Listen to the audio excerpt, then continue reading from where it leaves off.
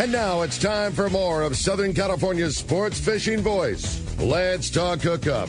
This portion of the show is sponsored in part by Ford, the official truck of Let's Talk Hookup.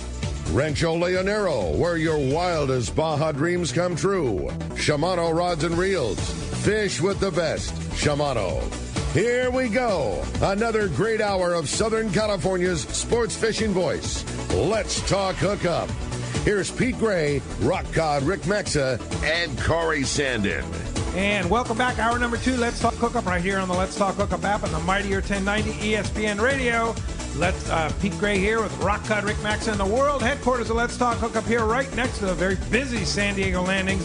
See the Searcher, the Islander all unloaded, the Tomahawk unloading. I mean, lots of stuff going on right now. lots of fish being unloaded right now. I've been texting with the boys this morning. They said it's just a crazy morning down there. Yeah. So much big fish coming in, so many trips going in and heading back out.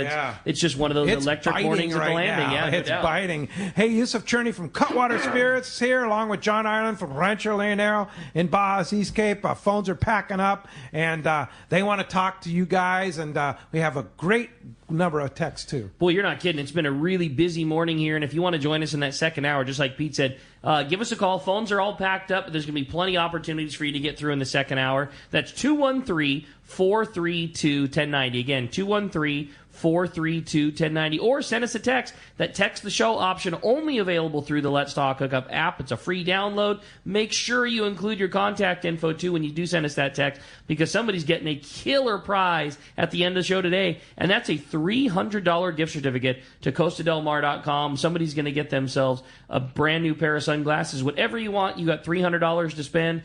Whether you spend it all on glasses or you get some killer swag, they've got nice performance shirts, coolers, all kinds of great stuff from Costa. And I'll bet with this coming week is the big ICAST show in Orlando, Florida, the big trade show where everybody introduces new products. Right. I'll bet Costa has a whole bunch of new products they're going to introduce. They always do, man. Those guys are pretty dialed in. And stuff like that. I got to tell you, ever since Bob House said that Steve Lasley loves the green mirror, I've been using the green mirror. Like when I was in Alaska last week, he's like, I love the green mirror. Okay. The green mirror is now my new style. You're a convert. Yeah, the green mirror. You can, the highlights that you get off of that Costa green mirror, amazing. I mean, it just brightens everything up, but it's still dark enough to really use in sunshine. That's too. Great. So I'm still a silver mirror guy. Yeah, that day in, day out, that's my favorite lens. Silver mirror, but I'm with you. Green mirror, a great one. But so here would be an interesting choice to call for you. Yeah. Have a green mirror and have a silver mirror next to each other and put one on and the other.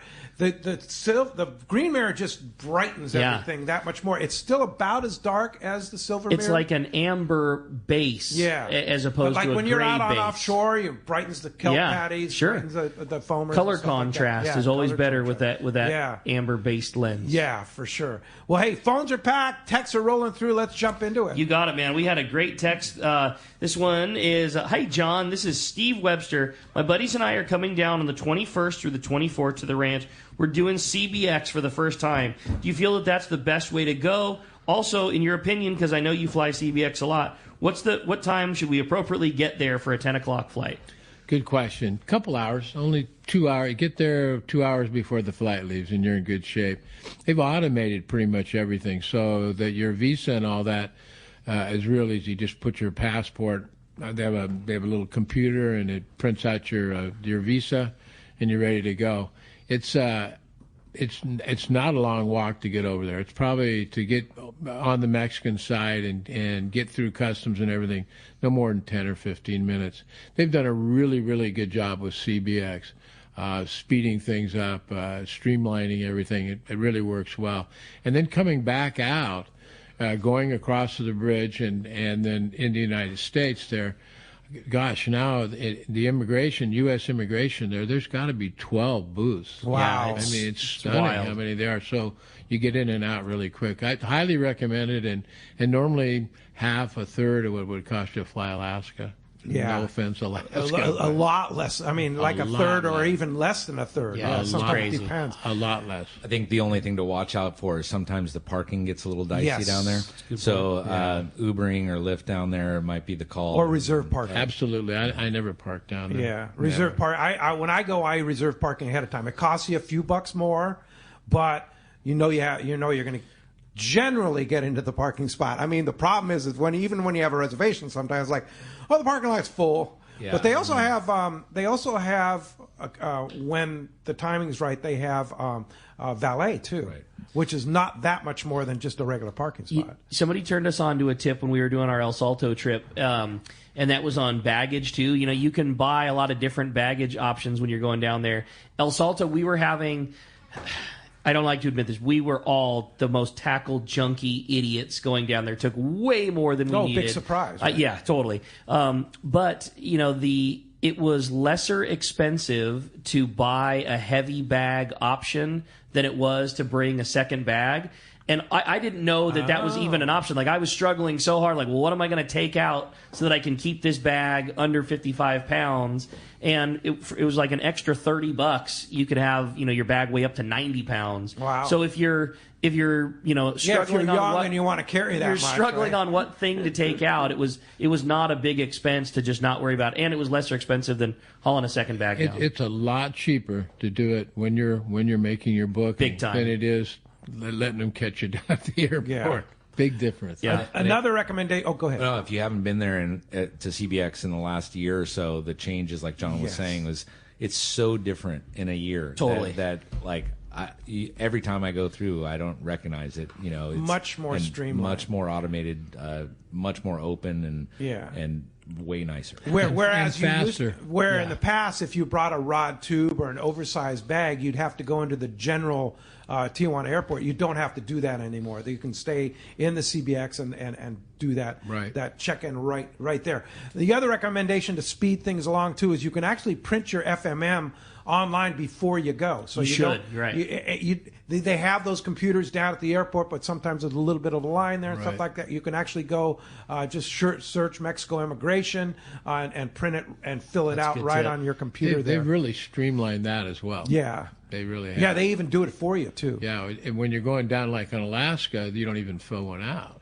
The airline pays your tourist fee, and there's literally no paperwork now. Yeah, pretty easy. They've made it much easier. The Cabo Airport is something. It's huge. They're just constantly building and adding on to it. It's not unusual to have 15 airliners in there at one time, loading and unloading, and 2 nonstops from New York. I mean, it just goes on. Yeah. For me, I was there before the airport was there. Sure. So every time I go in there, it just blows me away. But just the convenience to get down to the East Cape, when I go down there, I'm running into everyone that's there is from Southern California. Yeah. It's an hour 45 flight. It's 45 minutes from the airport to the ranch.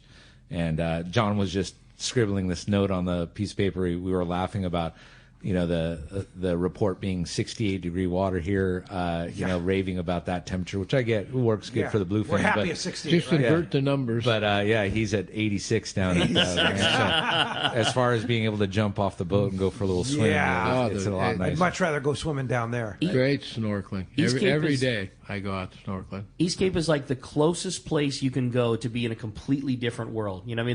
The pace and everything of life is so different down there. And Yuseff, you nailed it. It's an hour and 45-minute flight.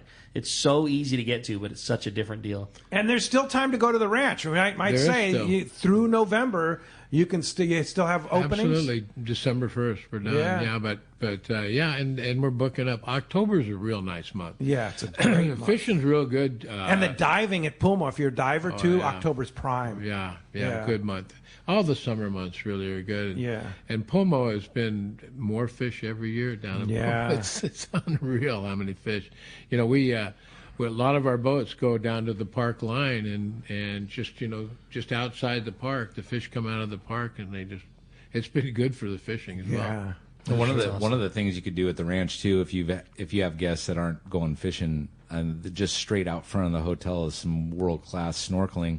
And and the beaches down there, I've taken trips to Hawaii where you're out at 7 a.m. staking your towel in the sand because you need the square footage. At the ranch, you got 2 miles of beach in either direction with no one there. Yeah. So it's gorgeous sand beach. It's not and safe too. Safe. It's not like you don't have to risk your life going in the water down there. It's like a lake in front most of the time. It really is. It's safe especially compared to the other side. Right. The Pacific side is dangerous. Yeah, you don't want to send the family of the kids down there. You could lose them easily, and that's a big difference between the Cabo. We're in Cabo County. Don't get me wrong, but on the Pacific side versus the lee side on the Cortez side, big difference. Much safer. Water's much more usable. Hey, Dan, calling us from Catalina Island, wants to know what's going to happen to the property after the ranch closes. Well, there's a good question. We have there's a one development group out of Monterey, and they're the main developers of Punta Mita, and they're a big outfit, and they do real quality stuff. Their intention is, as far as I understand it, is they're going to build 160 residential units on the north property, and the hotel that they build, I don't know how much of my hotel they're going to keep, or if they're going to tear it all down. That's just kind of up in the air. They're not telling me. They don't want to break my heart. But it's going to be 50-room hotel, so it's going to be much smaller, boutique size. They're going to have a real high-end spa, 2 or 3 restaurants, but it'll be mainly in support of their residential development. And what these guys build, I've been over and seen their stuff, makes the Four Seasons look not poor, but they're a couple steps over the Four Seasons. Wow. No, it's unreal what these guys do. So it's going to be very, very nice, and it's going to be very, very expensive too. Yeah. Very different than what it is today. Oh, yeah, so take advantage of it now while you can. Well, honestly, just go a little further. I couldn't charge the prices I'm charging now next year just because of what's going on Inflation around me. The cost of construction is 4 or 5 times what it used to be 5 years ago. Employees now, there's a huge drain on employees. We're having a tough time with employees because they're all employed over at these large projects and getting paid. The big bucks. Price of employees have gone through the roof. Everything, cost of food, literally everything has gone up. So I couldn't have kept the same pricing if I had chosen to stay for another year. It's changing down there. When you were telling a story one of the last times you were on that you were charging $140 for a room, and a couple miles down the beach it was $2,400 for a room. It's stunning. Yeah. They have rooms for $40,000 a night. And the funny thing is they at the expensive spot down the way, they run their people in a little boat up to John's to go snorkeling. Yeah. I think how much are they paying? It's a fancy little boat. And it's because the beach area that they have is muddy water. Yeah, so it's terrible. So you can just walk right down the steps at the ranch, and it's all yours, and everything's so expensive. I'll bet you they're paying $400 or $500 a piece for a snorkeling tour to the ranch. And meanwhile, I'm looking over at Bill DeLue, who's helped John build the ranch. He's in the studio, and he's sitting here watching this place that you guys were shuffling stuff down in a converted trailer, bringing stuff down to Mexico, and now it's turning into the Cabo Riviera is what they're calling it. Bill and I used to have the RV smuggler. What was that? A 30, smuggle buggy, 28 foot, 32 foot RV. We took the whole rear end of it off, back up, and made a ramp and turned it into a cargo van. Right, and had it all. And it was a smuggle buggy. I don't know how many runs Bill made. Oh, so you're admitting all this now. On live radio. Statute of limitations. Oh, that was statute of limitations. That was years ago.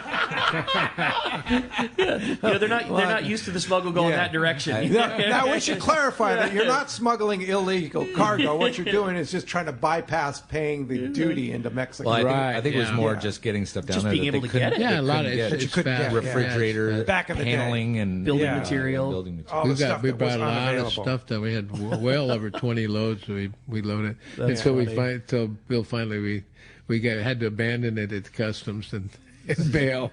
So it's still down there somewhere. Hey, let's jump into the phone. That's probably a really good idea. Yeah. Let's talk to Eric. He's calling us from Valley Center. What's up, Eric? Thanks for keeping us rolling here on Let's Talk Hookup. Good morning, guys. Great show as usual. Thanks, Eric. This question's for Yuseff. I don't know, when you're cooking your agaves out in the big pots in your yard or whatever you do, what kind of wood do you use? Any special kind of wood? It's usually what they have locally. So, it's going to be mostly oak. If they have some mesquite, they might throw that in there too. But it's essentially going to be what is most locally available. And in Durango, that's going to be oak, mesquite. But primarily, if you use too much mesquite, you get too much of a acrid smoke character. So in barbecue, when you're making barbecue down in Texas, then that's good for that. But with agave, you want subtle hints of smoke versus that kind of overpowering acrid smoke. And it was funny because I was asking the mezcalero who's cooking the agave down with us in Durango, and you smell this burning oak that's heating up the volcanic oven. And once the wood dies out, you basically are loading the agave into the heated rock, and that's what's then with the earth over the top. It's the rock that's hot that cooks the agave. Right. It's almost like the way they cook like pig in Hawaii, in those pit ovens. I asked him. I said, "Hey, I'm curious. Why does some mezcal taste like a burnt tire?" And he said, "Burnt tire." And I'm like, "Yes, burnt tire." And he goes, "No, it's burnt tire." And I'm like, "Are you actually saying they use a tire?" And he goes, "Yeah, in places that don't have the local wood like we have in Durango, they'll put anything to start the fire." So he was basically kind of saying, yeah, of course we don't do that here because we've got the access to the wood because we're high up in the hills of Durango. But down in other places, which he wouldn't name, he said anything they find, to heat the rocks. So I've actually had some of those mezcals, and it's surprising. I mean that a hint of burnt tire. Whatever you're starting this fire is going to carry through. Yeah, really. So you really do want to have nice raw materials, so to speak, to go into this. And that's one of the things, that I think makes for the award-winning spirit that we're making. And I think the judges that are at these international competitions are tasting our stuff and realizing that it's a very natural flavor. It's not, there's no additives. These flavors are coming from the wood. They're coming from the Cenizo agave. And it's not these, other aspects that are tainting the flavor of the product. And you make 3 different mezcals. So right now we have the Joven, which is what we also refer to as Blanco. And then that's the unaged mezcal. We also have the Reposado, which is minimum 2 months, but we're going about 6 to 8 usually in the wood, and that's also oak that we're shipping down from Cutwater.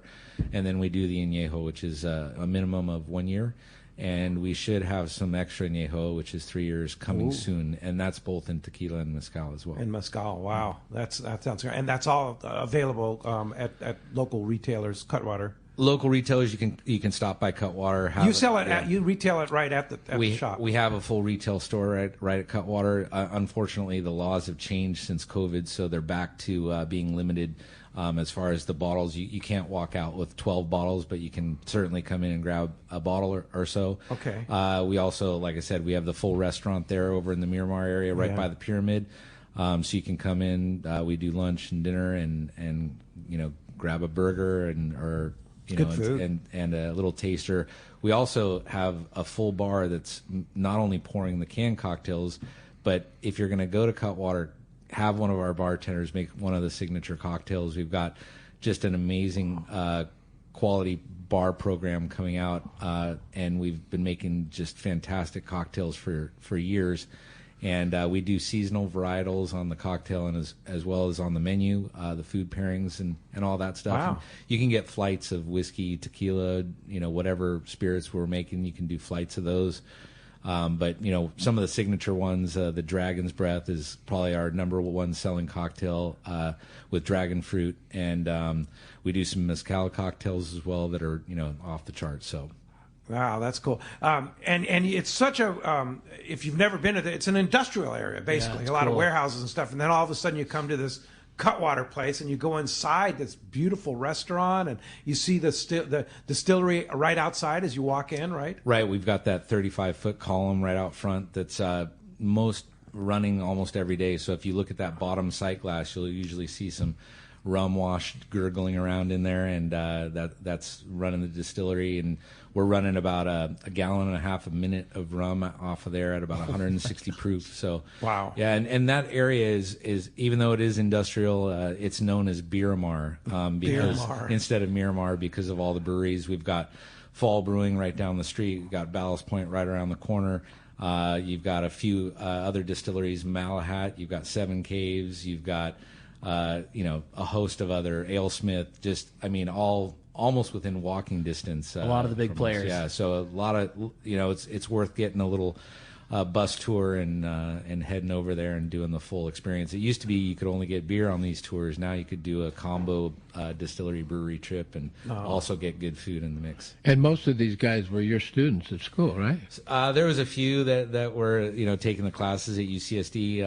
I think my biggest success story so far is Joaquin Orendine Lopez, who's opened up Fortuna down in Guadalajara. He's won the best small brewery in Mexico, I think, several years in a row.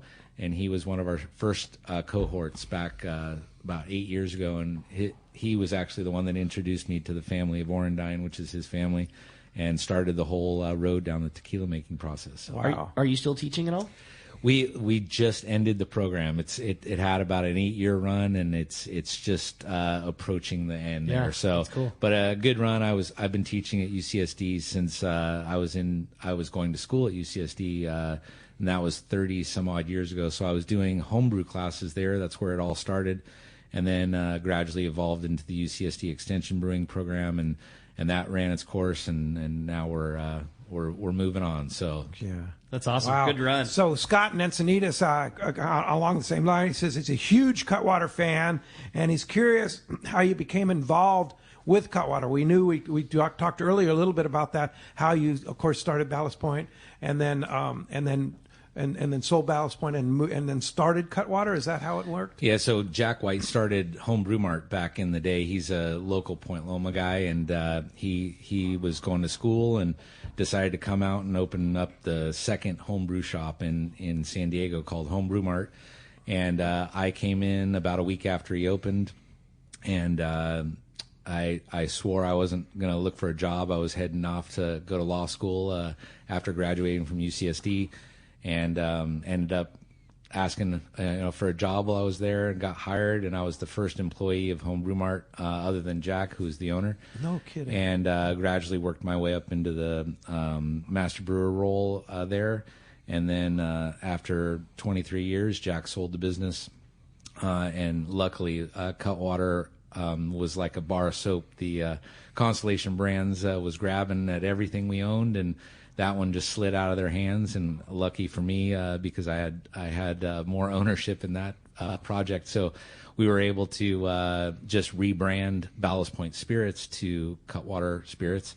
We already had the building, we already had all the equipment on order. We just needed to slap a new sign on the building. And we did. And this was after you sold Ballast Point? Yeah, it was actually right at the same time. We were, as Ballast Point was selling, we negotiated to have the spirits department of the brand removed from the sale. So they bought all the restaurants, the homebrew shop, and the big breweries, but the spirit component was removed. They retained the name, but so that's why we had to change to Cutwater. And if you just to give you some background on the word Cutwater, it's the bow of a ship as it's plowing through the water is known as a cutwater. The bird is actually our logo is a bird that swoops down and picks up bait off the surface. That's a cutwater. And then obviously we make spirits very high proof off the stills, so we have to cut them with water. So it's kind of a triple meaning there. So I became I went from doing these products at Ballast Point, and we just transitioned. And I said it was kind of like somebody handing you a Ferrari with no tires. I mean, we already had all the components. We just needed to slap tires on it. And we were off to the races and making great spirits. And I think we're closing on 3,000 awards now for all the brands, which were the highest. We have the spirit company with the most awards out of anybody, I think, in the nation. So, just a world-class set of people making our products. We're making them in-house in San Diego.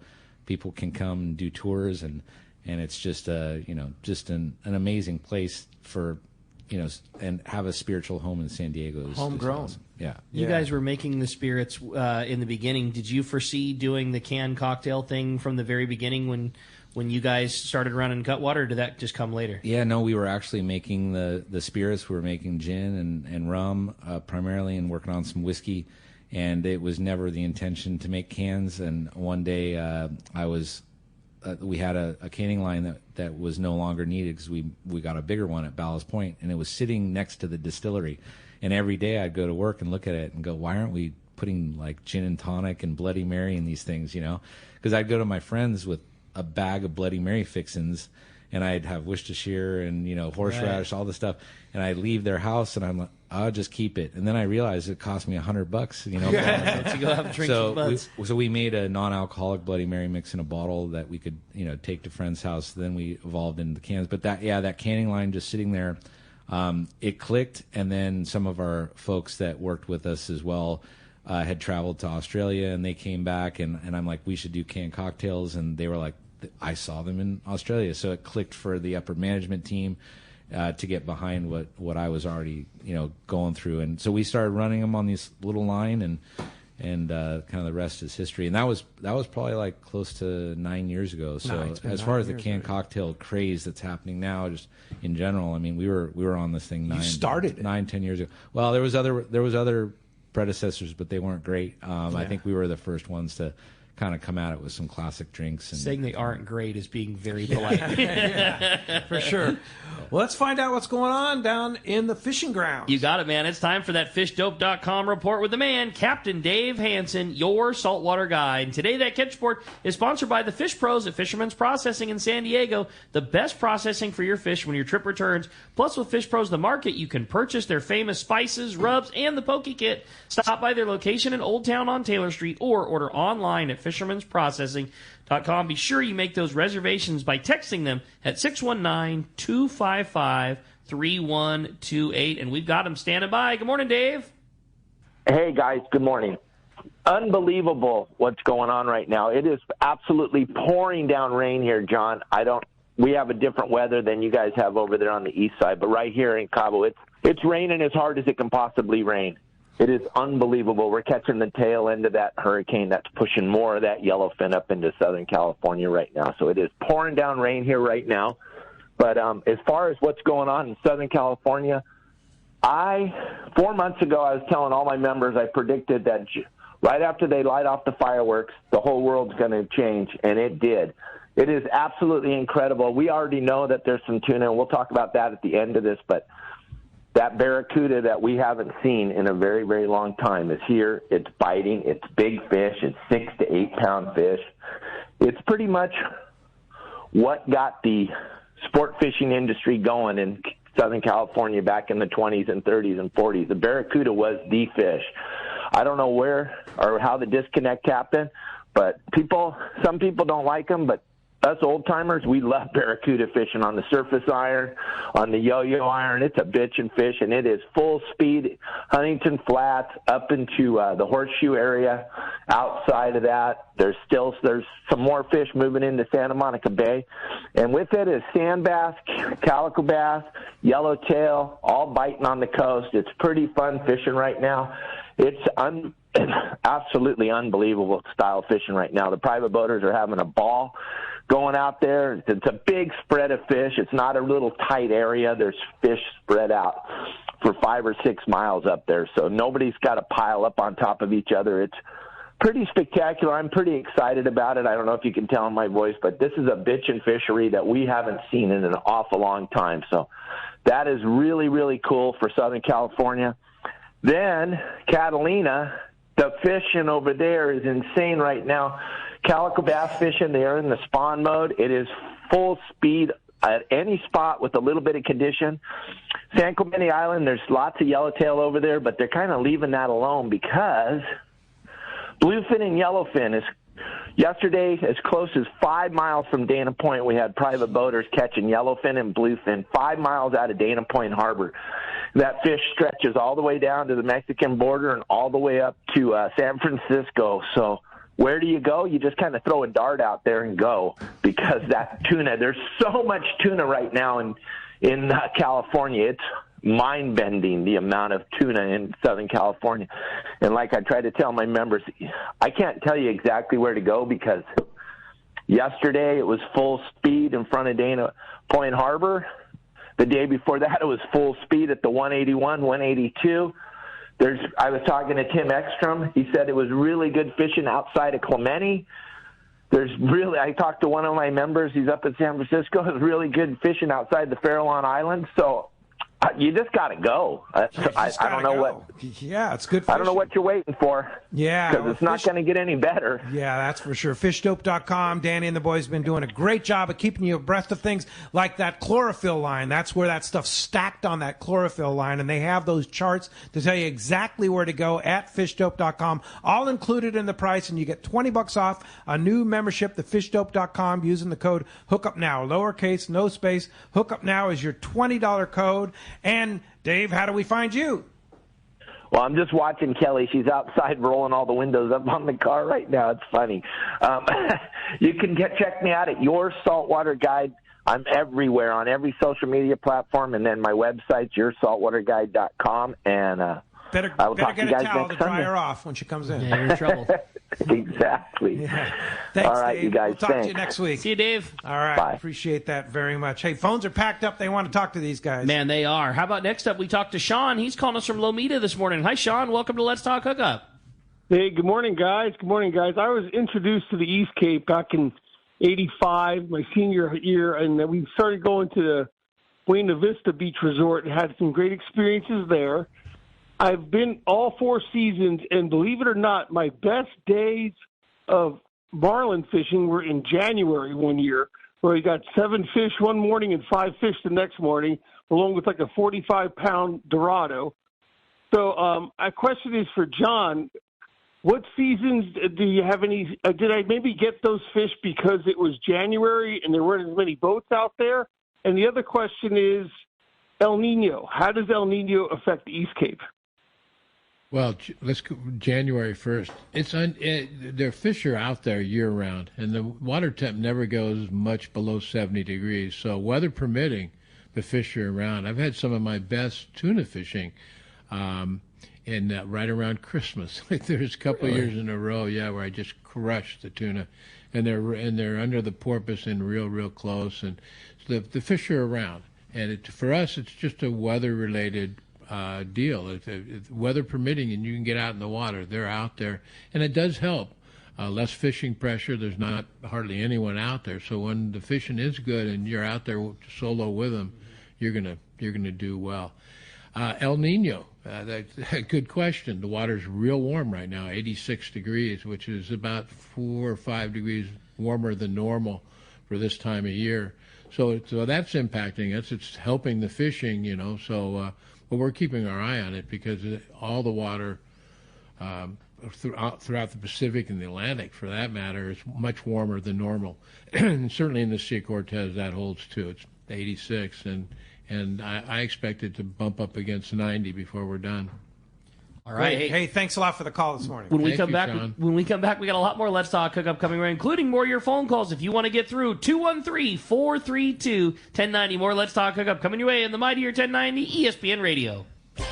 Rock Cod Rick here to tell you about Parker Boats and the guys at West Coast Marine. By now, you all know my boat partner and I bought a new 25 Parker Center console from crew at West Coast Marine in Costa Mesa. We've known for a long time that a Parker was the boat for us. It's a stout workhorse of a boat built to last and get you home when the seas get rough. Parker Boats at the launch ramp, the offshore tuna grounds. You wake up in the morning on an overnight trip and there they are. Parker Boats of all sizes, fishing in the same areas as the sporties. There's a good reason for it: fishability and seaworthiness. West Coast Marine has several new Parkers in stock and ready for delivery, and they have more on the way. Don't get caught without a reliable boat when fishing is this good. Take it from me, if you're ready for a new Parker at a fair, upfront, and honest deal, you need to see West Coast Marine. Check out the inventory and information at westcoastmarine.com. Here's the hot tip on the best fishing LA has to offer. 22nd Street Landing Sport Fishing in San Pedro. They are home to LA's finest open party fleet, including overnight on the Freedom, Catalina Freelance on the Pursuit, half-day trips on the Monte Carlo, and three-quarter-day trips on the Sea Angler. For your own private charter, we have the Outrider and Trueline available. There's always plenty of free parking and a fully stocked tackle store. 22nd Street Landing Sport Fishing in San Pedro. Call 310-832-8304 or on the web at 22ndstreet.com.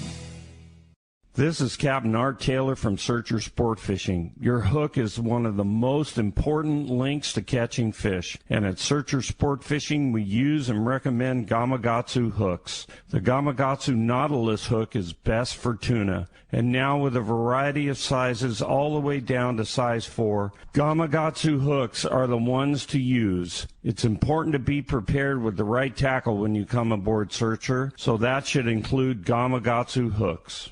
This is Captain Tim Ekstrom from the long-range vessel Royal Star. With my partners Randy Toussaint and Brian Sims, we have set the bar for the long-range fishing experience. Spring 8-day, summer 5-day, or fly-down, fly-back 11-day winter trip, we deliver the highest quality long-range voyage you will find. From our premium RSW fish storage to our top-of-the-line chefs and crew, Royal Star distinguishes itself from all others. Want to grab a spot on the Royal Star? Check us out at RoyalStarSportFishing.com or call Tracy at 619-224-4764. There's nothing more peaceful than fishing. Just me, my pole, and some bait. Oh, and my life jacket, of course. I like fish, but I don't want to end up at the bottom of the water with them. Save the ones you love. A message from California State Parks Division of Boating and Waterways. Welcome back to Let's Talk Hookup. Having a great time here this morning. It's been a busy morning on the phones. Still plenty of time to get through. 213-432-1090. And keep those texts coming on the Let's Talk Hookup app. Oh, boy. Lots of texts, lots of calls. Thank you for a great show, and really, really fun having Yuseff and John together This here. is great. Talking all kinds of stuff. This weekend's kind of been a different weekend, you know, talking spirits and talking insurance yesterday and talking Rancho Leonero.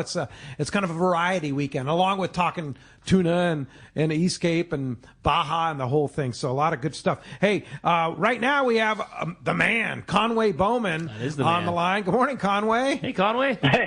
Hey, guys. How are you? Hey, doing great. Now, are you fishing today? No, actually, today I've got my day off. I'm actually sitting here at Dana Landing looking out at the bay. But no, I've been out quite a bit the last few weeks, and it's been pretty good. Yeah. Are the sharks biting? Oh, yeah, and some really big ones, too. I mean, they seem to be getting bigger every year. And we had one yesterday that was probably, 300-400 pounds. So it was good fishing. Yeah, all on the great. Fly and all catch and release, right? That's it. That's all we do. Yep. And it's That's really so cool. It's a very unique fishery, and people really love it. They come in from all over the world to do it. Wow, that's cool. And you are the guy that gets them, too, I know, for sure. And you operate right there out of Dana Landing. Right at Dana Landing. Yep, we're right here. Been here for I think probably 20 years. So it's a great. Steve and John, they're great. The landing is a great place to meet clients. It's awesome. Really good stuff. Well, you are involved in a thing called Cast for Hope. Why don't you tell us about that? Yeah, so Cast Hope is a fishing mentoring program. We take inner city kids and we teach them how to fish. It's focused on fly fishing, but also we teach conventional fishing, but also we bring in other components like, service, science, and just getting kids out in nature. And it's really been a great program. I've been involved in this for 3 years, and it's really fulfilling to help kids out and get them out in nature. All the stuff that I did as a kid with my father, it's great to have these kids participate in nature. So yeah, it's awesome. Yeah, it sounds great. And kids that probably have never seen the ocean before or been out on the water, right? No, these kids really haven't been out of, a 5-block radius of their neighborhoods, basically. They've never really been out in nature. So it's really cool to pull them into that environment and it really changes their life. And it really is great to see that, and how they just, how it really changes their life. So it's really great. It's very rewarding, and we're just helping. And I always say this: we help we help kids one cast at a time. We just get them out there, and fishing is the key that opens the door to greater opportunities for these kids. So, and it's great. It's awesome. Yeah. So you're having a big fundraiser coming up here in August, right?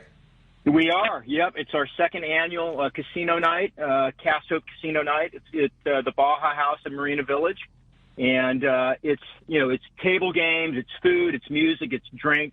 And it's just really a great time for people to get together. And we're raising money for Cast Hope, and all that money goes towards the program. So we buy all the kids all their tackle if they give us a 1-year commitment in the program. So if they give us a commitment, we reward them with getting them what they need to continue to fish. So, but yeah, it's August 4th, 6 p.m. at the Baja House in Marina Village.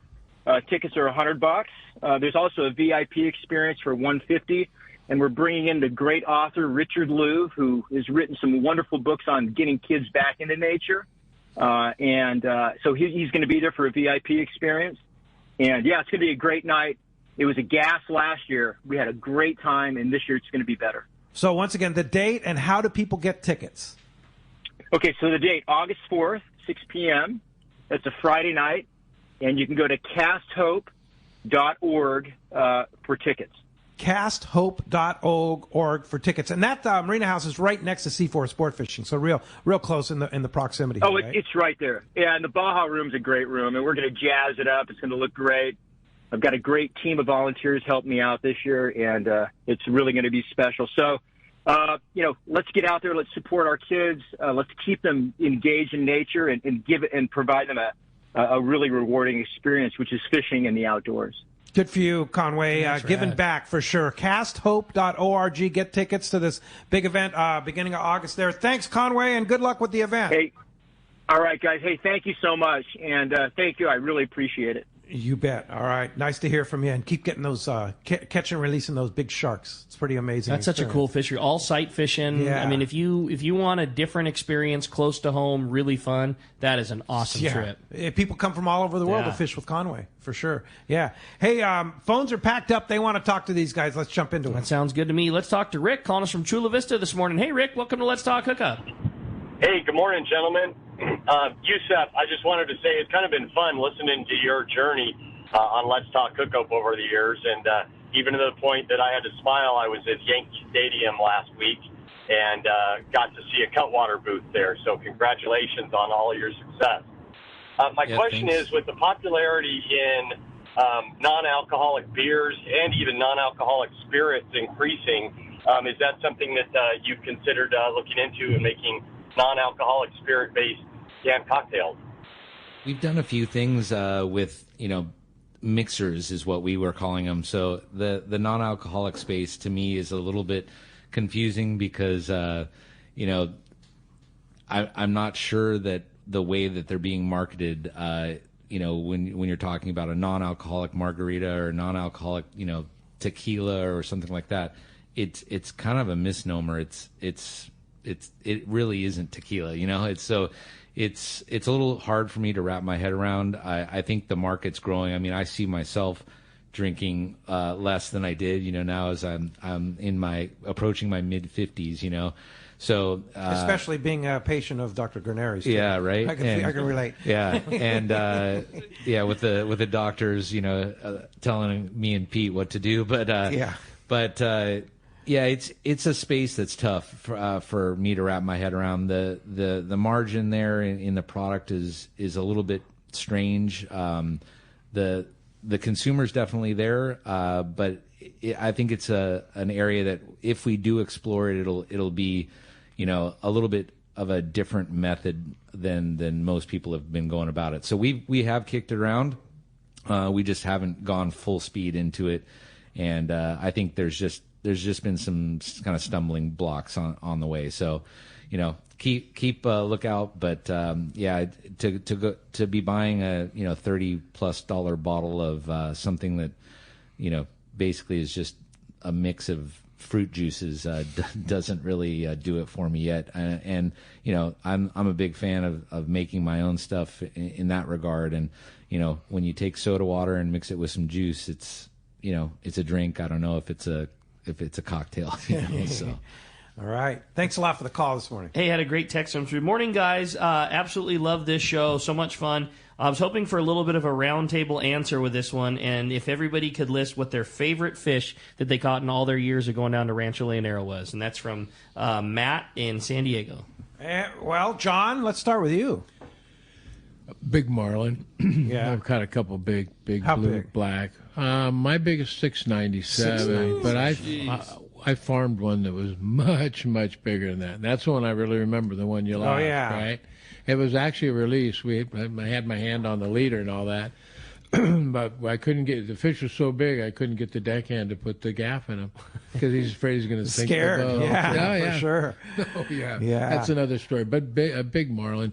And the big rooster fish as well, so you get some whopper rooster fish. For sure. That are really unique. What about really you, unique. Yuseff? Definitely my most memorable fish was the rooster fish that my wife caught on my birthday. So that's cool. She said, "What do you want for your birthday?" And I said, "I want to see you get your butt kicked by a large fish," and it happened. And other than that, we also caught some wahoo, which were pretty amazing.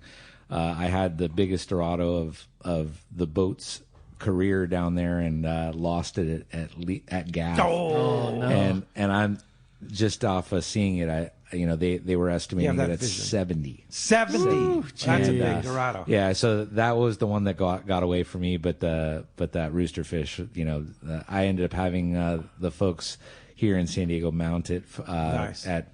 I'm blanking on the name, but Lions and O'Haver, and they did an amazing job. Yeah. I actually need a repair on that. So if anybody from Lions is listening, they don't exist anymore, unfortunately. I heard we could sneak something maybe Probably. over there, but it's incredible fishery, and it's one that's not really tapped. People are all going out for marlin and tuna and dorado, and those roosters are just laying in wait.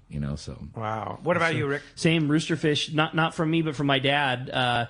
We were at a Let's Talk Hookup tournament, and we fished with Santos for a day and had one of those days where all the big ones were stacked up, and we had several really big ones, but my dad caught a 70-pounder, and it was like his most proud fish, and mine as well being part of it, no doubt. It was just a day of really big ones, fishing on a ponga with my old man, and rad everything. Like I can close my eyes and picture every second of that day. Yeah. Rooster fish for me too. I caught a 35-pound rooster from the beach with Gary Barnes Webb, casting off the beach and catching that thing. So that's rooster fish is certainly a great target and a great place for it. Wow, that was the one that Ingrid caught. That's a big one. That's a real one. Yeah, for sure. Something about the rooster fish that has to be mentioned is they're not good to eat. The meat is foul. The dogs won't eat the meat, so it makes it they're really easy release fish, which really helps them. There's loads of them around. The right time of year, you get on them, and some of these fish get caught multiple times over the course of a year. Sure. And as they do, they get to be big. Well, they fight. Yeah, these great big ones, but they figure it out.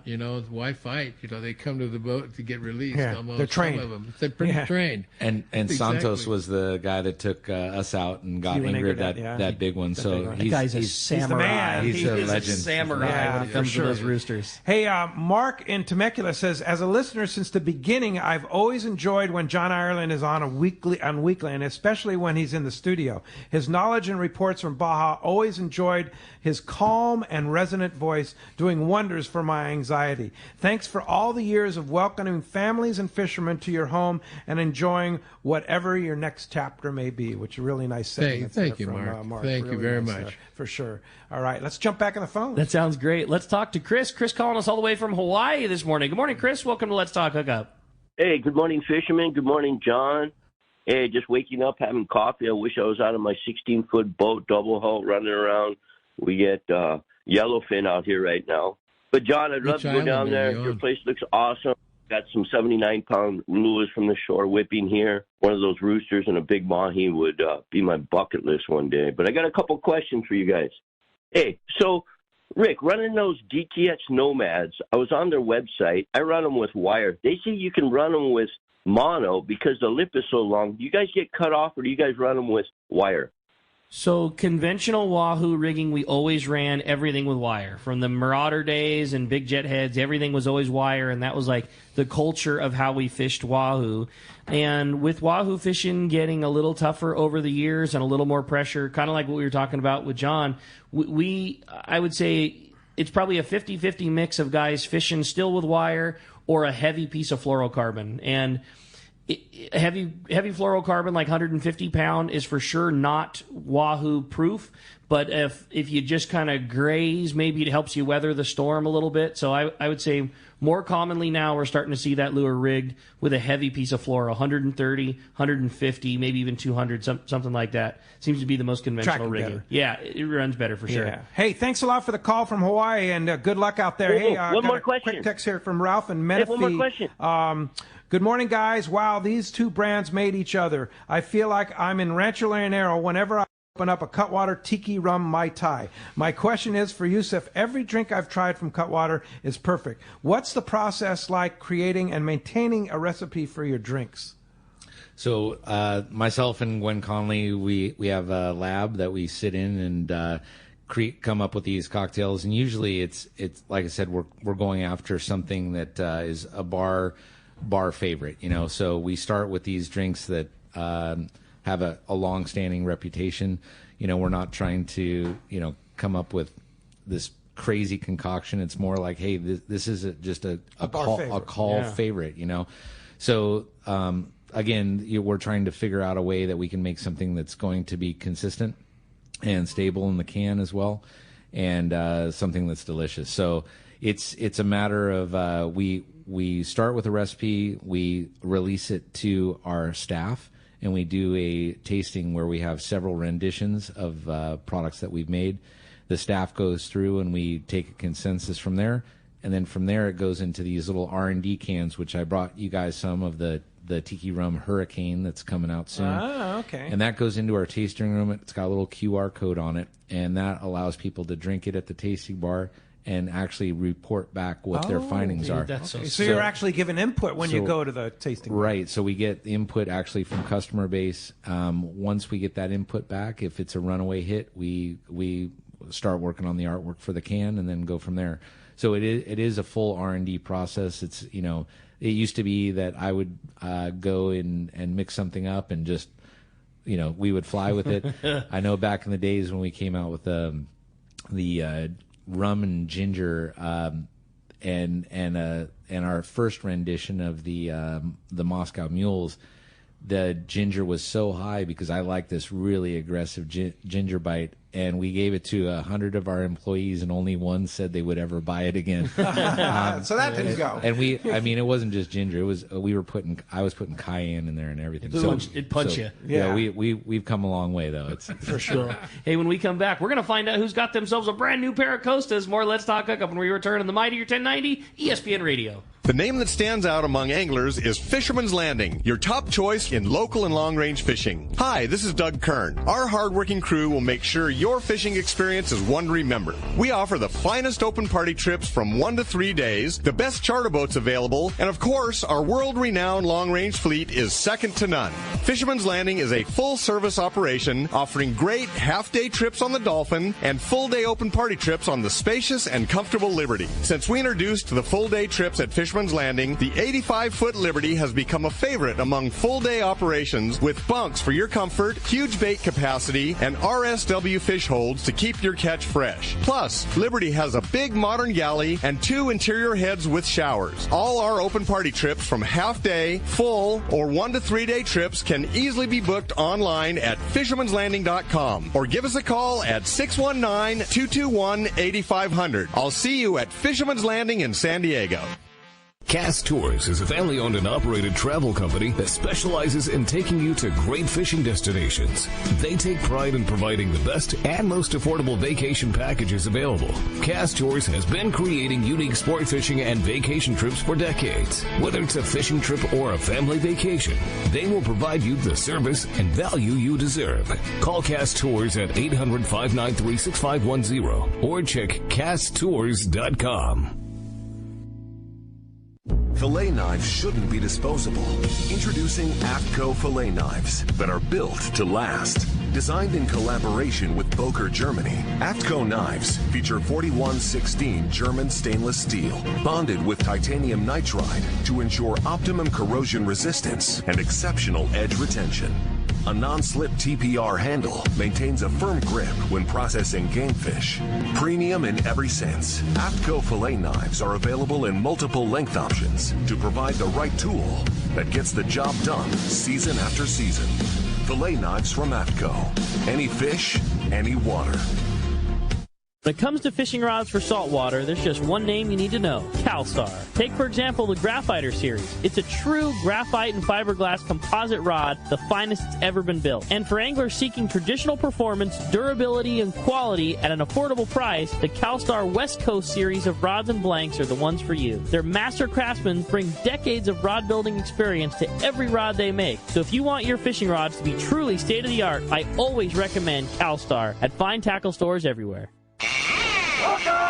Welcome back to Let's Talk Hookup. All right, it's time to find out if we have a big winner from the caller or texter side. All right, flip the coin, Yuseff. It's the magic coin. Flip that coin, and we'll see who wins. All right, we have a texter today, and congratulations, Dan and Catalina. You got yourself a $300 gift certificate to CostaDelMar.com. All right, congratulations, Dan. And Yuseff, great stuff. Cutwater is such a great product, and your story goes on, and we just don't have enough time to always. I didn't even get into the ballast point stuff and all the fish on the labels and stuff like that. All that. I was so. Will you come back? Yeah, for sure. All right. Thanks for coming. And of course, you can get Cutwater at 50 states. All 50 states now. All 50 states. Yep. Wow. Very good. Well, thanks. Appreciate you coming in. And John, last chance to get down to Rancho Leonero, right? It sure is, Pedro. Yeah, December 1st. Yeah. So make your reservations. How do we do that?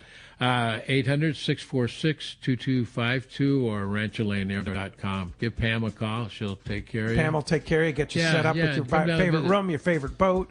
Fishing's good. It's been a great group of people coming in. You know, it's our last year, and it's just really, really nice how many people have come and all the compliments and all good stuff. Yeah, it's a good time to come down. It's a real positive, a lot of nice people. Yeah, thanks. All our old hands. Thanks to JP for manning the phones and the board back there. And, of course, thanks to Adam for all he does on the Let's Talk Hookup app. We will be back. Well, I'll be at Katmai Lodge. And but Rick and Corey will be back next Saturday with Mike Shane from Huff SeaWorld Research Institute. That's going to be great. And then next Sunday, Corey and Rick, Captain Dave Ibrahim from the Tomahawk and Doug Kern from Fisherman's Landing will be here. That'll be a couple of great shows. Thanks for listening today. Thanks to all of you out there, and we'll see you next week right back here on the Mightier 1090 ESPN Radio and the Let's Talk Hookup app.